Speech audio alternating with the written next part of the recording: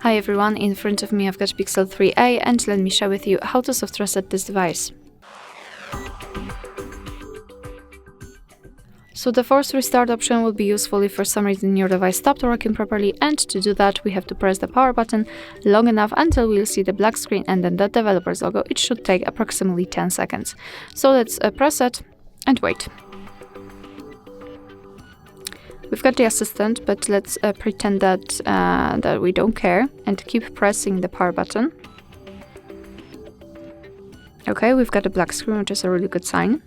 We've got the developer's logo, so we can release the finger and our device will be restarted in a second. Alright, so that will be all. Thank you so much for watching. I hope that this video was helpful, and if it was, please hit the subscribe button and leave the thumbs up.